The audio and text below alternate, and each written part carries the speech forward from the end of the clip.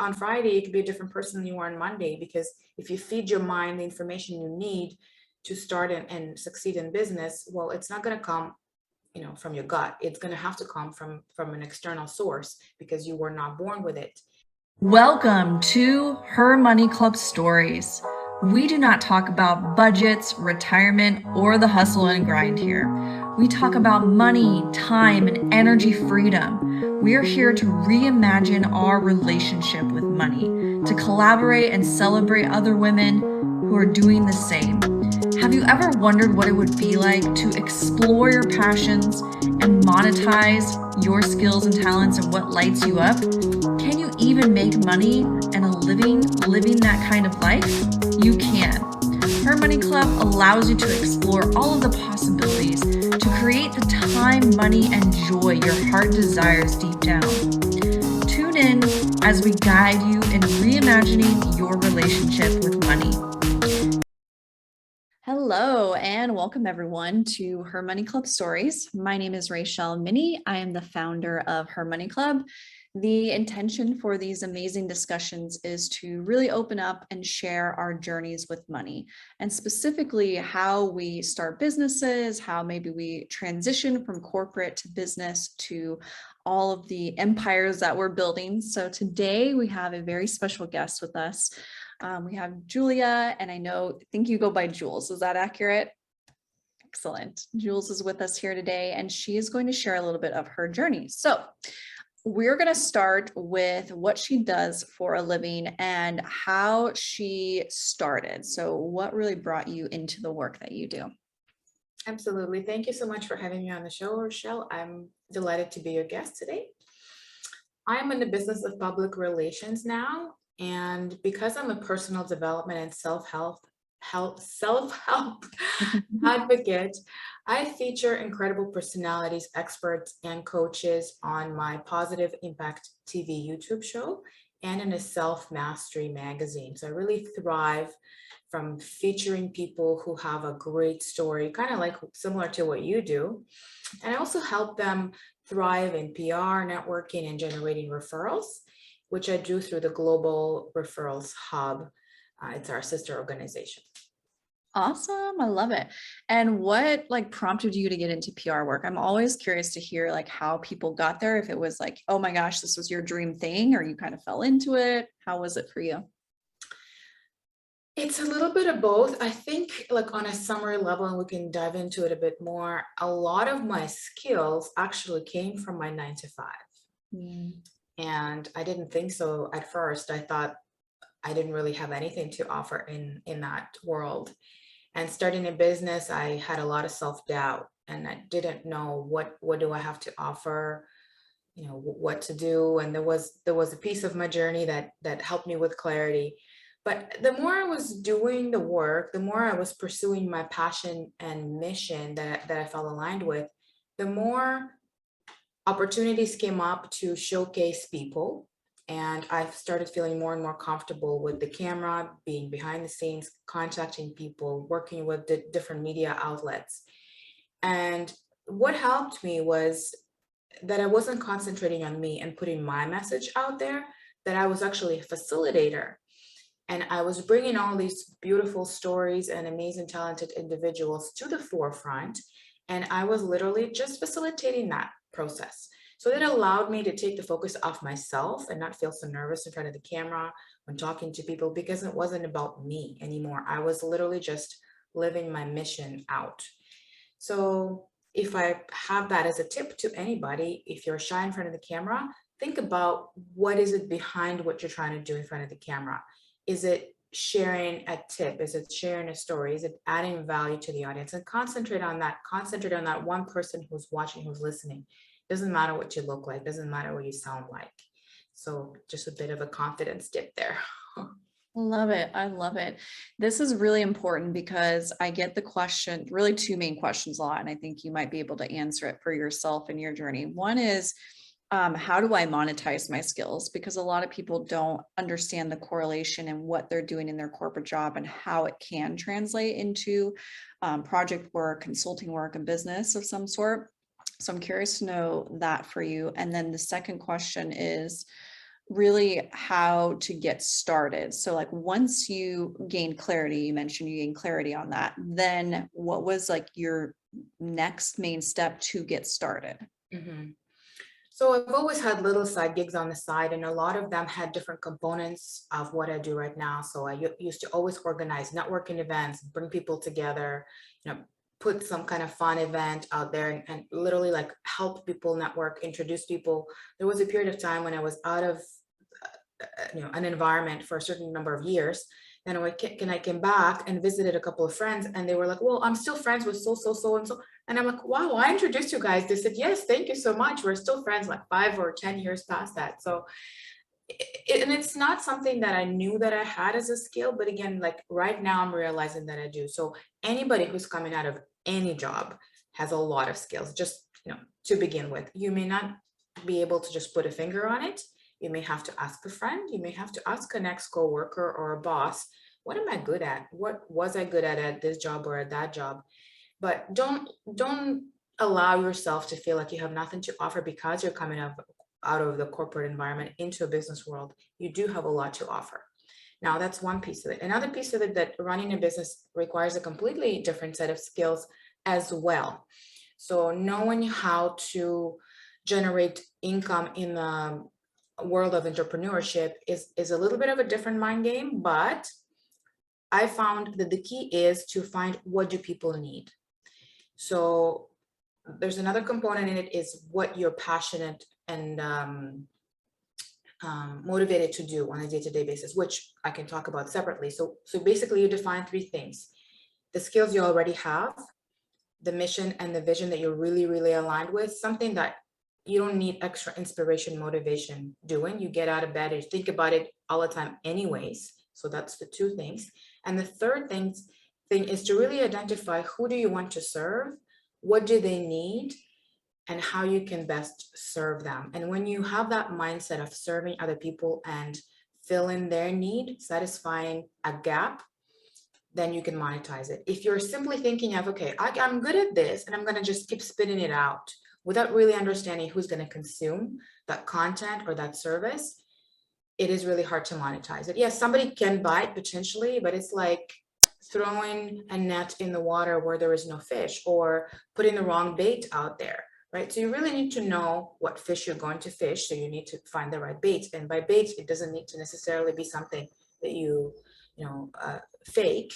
It's just finding that match between the skills you already have and the skills that are required in the market, or somebody's lacking those skills. So jumping into the business is not necessarily like just turning on the tap of cold water and just going out there and just seeing how you adjust to it, or throwing a bucket of cold water on yourself. You need to really spend time thinking about it and planning it. You need to spend time making graphs and charts and writing things down, and waking up in the middle of the night with ideas, and doing a lot of that brainstorming and organizing those thoughts, and maybe learning a little bit of business skills, maybe watching some podcasts like this, or following some business strategies, or favorite people that you sort of align with, and seeing how they started.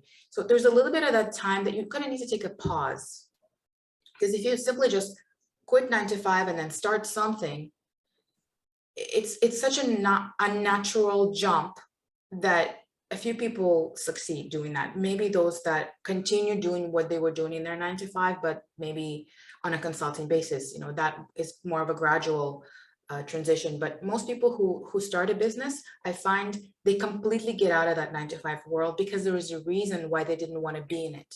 They were not aligned to what that company was doing, or those multiple companies were doing, and they want to do something different. They want to make an impact.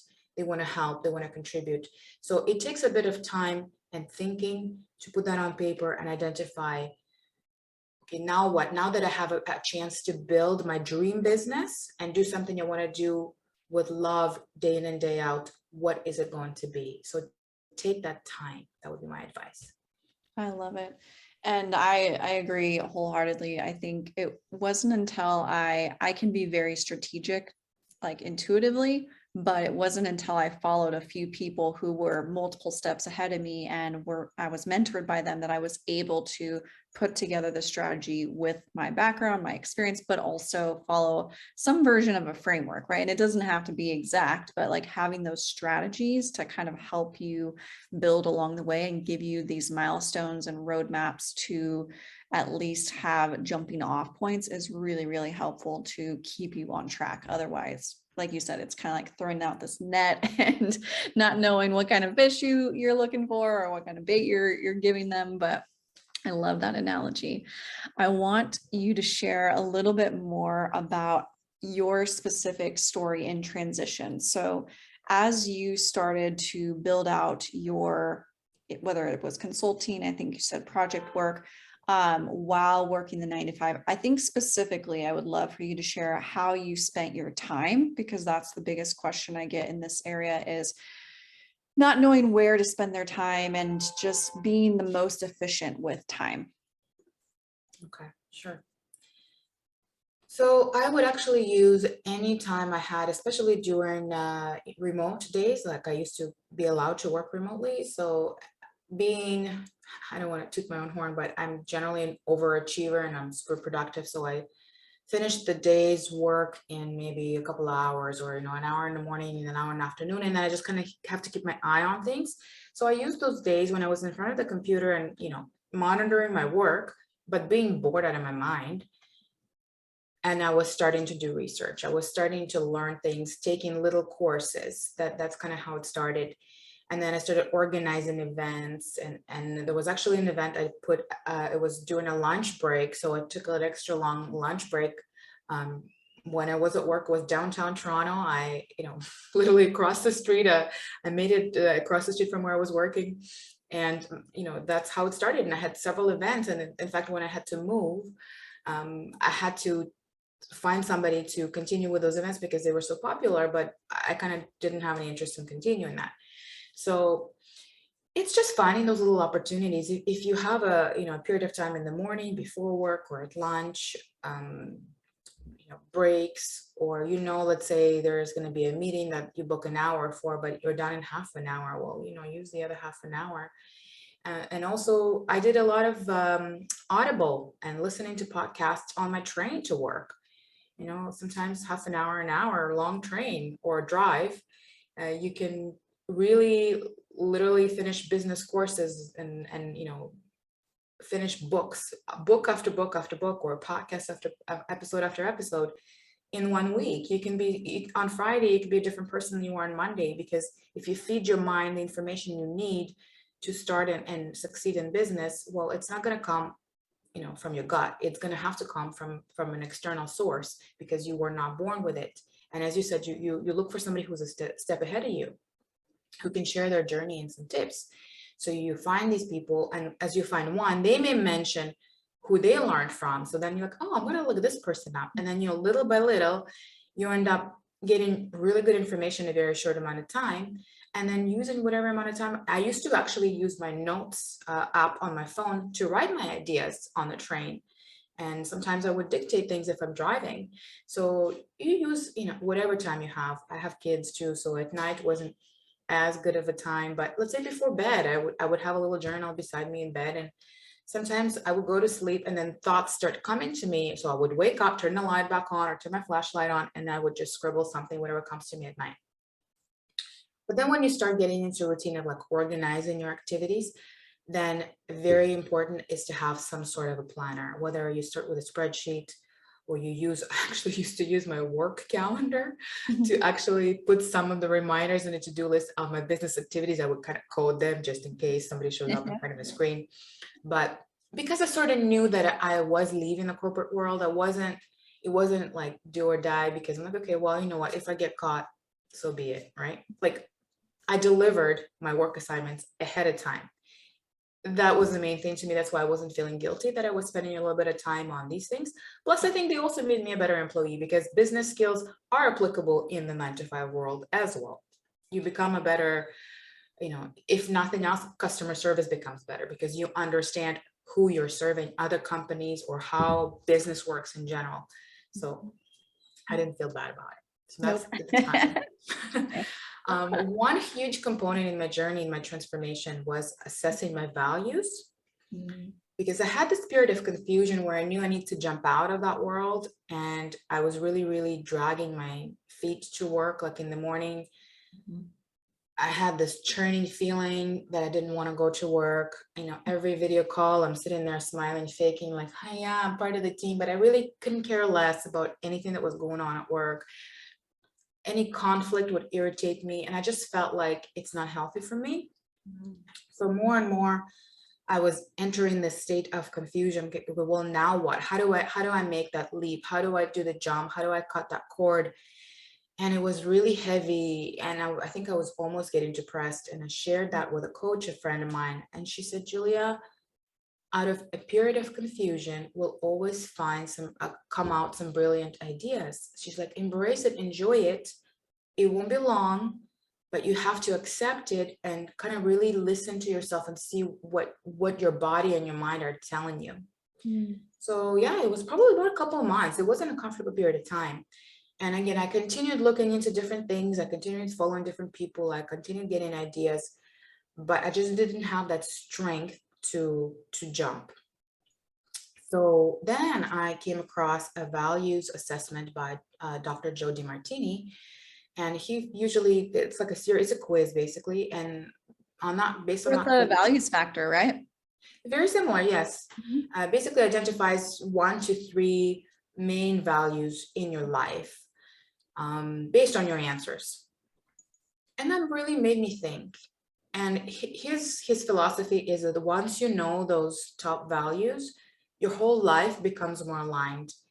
Your personal life, your professional life, and your business. And he's a huge advocate in saying that take your values, turn them into a business, because it's going to be a heart-led business where you're mission driven.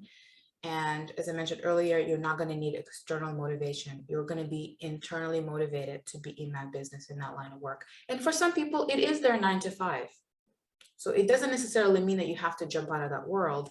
Maybe you need to transition to a different role, or ask for promotion, or adjust your responsibilities. So for me, it was something completely separate from what I was doing. So back to what I was saying in the beginning, I felt like I had nothing to bring to that from my 9 to 5. But then the more I was doing it, the more I realized that, even appointment setting skills, talking to people, project management, little things you do in the office, customer service, they come a long way. They come a long way. You need all of them in business, especially while you're still a solopreneur, until you have a team. And as you're growing the team, working with people, if you've ever had a team in your 9 to 5, managing those people, managing project deadlines, priorities, all of those skills are essential in business, very much needed. So don't feel like you have nothing to offer to the business world. You just kind of need to add a few more skills. Yep. I love it. I want to point out a few things that were really key that you said. So going back to the time management, I think commitment and discipline were the main keys there, because in order to grow something and build something while you're still working a 9 to 5, you do need some commitment around, okay, what do I want this to look like? And then also the discipline, which you mentioned, as far as like using your time wisely, being resourceful with your time. And I think that is a huge underrated thing that a lot of people don't do, is making sure that 15 minutes here, 15 minutes there, the drive to and from work, all of those things get optimized. And I distinctly, when you brought that up, I remember back to really corporate jobs ago, doing that a lot, and not even until you just mentioned it right now, not realizing like I was doing it for my future self, right? And like a lot of those skills translate now into my business. But it's fascinating how like some of us can naturally be very resourceful in that. And then I just know that a lot of people need to be reminded that, hey, this is really important if you want to see the outcomes that you desire to leave your job or build a business. And then the other thing that you pointed out, which I think is also really, really juicy, it's getting uncomfortable.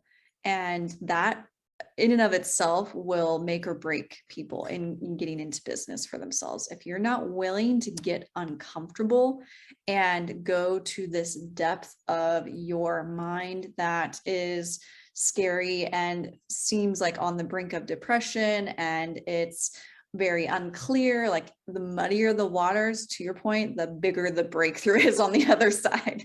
And it doesn't stop there, right? It's not just one time in the transition, right? Like these types of things happen over and over again in business, because you learn more, you grow more, but there becomes unclear moments, which then you just start to recognize as a pattern as, okay, there's going to be some sort of breakthrough here. Don't know when or how or what it's going to look like, but the more you can surrender into that, the easier it gets to navigate through it, right? Instead of avoiding it or, not getting uncomfortable and staying comfortable, which is ultimately staying small and not growing. These are really important habits to establish earlier on, especially when you can be comfortable in a corporate job financially and in those aspects. Okay, so now I want to talk a little bit about project work and how because you mentioned before the call, just defining how you monetize those projects. So I think what might be most helpful is like understanding how you decided to price your different offers, and kind of maybe even if there's some sense of progression and how that evolved over time. Yeah, of course. So I'll give you an example of one I did a couple of months ago. It was called an anti-anxiety summit. Wasn't really planning on it. It was one of those inspirational projects. I literally either woke up with it or it came to me in the middle of the night. I don't remember. And I'm like, people are either still scared and fearful or are returning to normal and now getting scared of returning back to normal because they lost touch with what normal is. And it creates a lot of anxiety in people. Plus, I went through some of the depression and anxiety on my own not long ago. So I felt compelled to put that together. And because I already have a beautiful network of coaches and experts around me, I offered it to them. I said, well, what if we put that together? Now, I'm the one who's doing all the work. And it may seem like it's not a lot of work, but let's just look at a few ingredients of putting together a summit. Okay, even if it's an online virtual summit. You need to have software that hosts it. You need to have the speakers. Okay, if you are exchanging money in any way, shape, or form, you need to have a system that does that, an invoicing system. Okay, you need to have a strategy as to like, who's going to record what. Like mine was pre-recorded, and the reason why I wanted it to be pre-recorded is because I know people who are going through anxiety and depression are not going to be sitting there online at the time I tell them to be on the call. They want to have the flexibility to watch something about anxiety and depression from the comfort of their home, maybe even under their covers. Maybe, if they're, let's say maybe they're in a better relationship, maybe they want to do it in the privacy of their own home in the middle of the night. So I wanted to make it accessible and available to people 24/7 during the week of the summit. Then there's marketing, right? So you need to find out how are you going to promote it, how are you going to market it. If you're using newsletters, you need a system that does mailing. If you're doing, Facebook marketing, you need to know how to run ads. So there's a lot of tiny little things that go into it. And if you're doing it, you need to be paid for your work. So I made it super affordable. I made it available for two different packages. Again, I didn't want to overwhelm people. So I had a free premium package where people could also invite the audience to download their lead magnet. So basically give their email address to the speaker. And also they could mention their social media, as many handles as they wanted to. And I would put it under the speaker description as well, so that basically they're inviting people to follow them on all of their platforms. So that was the premium package. I priced it at $99. And at $49, I priced it for one link. So you can mention your website, for example, and that's it. And you cannot collect an email. So that allowed me to host close to 20 speakers. And I put it together literally within, I think, less than a month. Had I had more time, I would probably charge more because I would do more work, I would do more marketing, and it would be a bigger impact. But one thing I can tell you was an amazing experience for both myself and the coaches, because people were invested into it. They were aligned with this vision of helping people get through anxiety from different angles, right? So I guess we're talking about money here, but at the same time, we're all driven by the same vision. So for me, it wasn't selling. For me, it wasn't, conversion. And I wasn't thinking about money. For me, it was like, okay, how do I make it beneficial for them and for me? I'm helping them build their list. I'm helping them gain their exposure. They can add this to their media kit. They gain an experience being a summit speaker and so on and so forth. So I guess you can start with pricing. You can start with, first of all, what are you doing? How much it's going to cost you, because you don't want to be at a loss. Let's start with that. You don't want to be at a loss. Then you're thinking about the value you're bringing to your audience or whoever you're helping in the project. And you try to build a bridge there. And again, the more you are out there, the more you kind of get a hang of it. Some people told me, like, sorry, but I've usually been in summits that are free. I said, okay, well, what did you gain from it? Well, nothing. Okay, well, right. So it depends on how the person is looking at it. If it's not valuable to them, don't convince them. Because there were people that jumped on it without me having to convince them at all. Like, mind you, I put together the benefits to them right away and I explained it in a little video. So whoever resonated with that joined me, and whoever didn't, I said, okay, that's great. Thank you very much.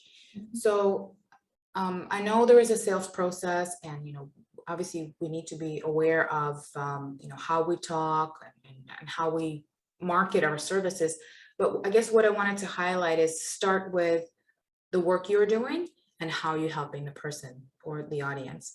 And then it'll help you figure out what's a reasonable amount to charge for it. And you can even ask them as well, because I did ask them and they said, yeah, that is very reasonable. Yeah. So I went with that. Yeah, I agree.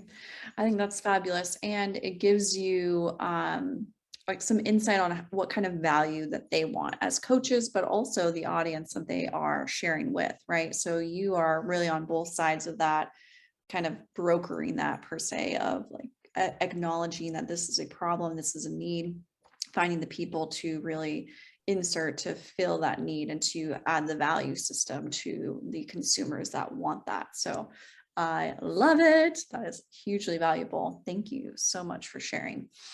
Before we wrap up today, I would love for you to share just any programs or anything that you are offering right now, and then also share how people can connect with you. Yeah, totally. So my show Positive Impact TV is on YouTube. I encourage you all to look it up.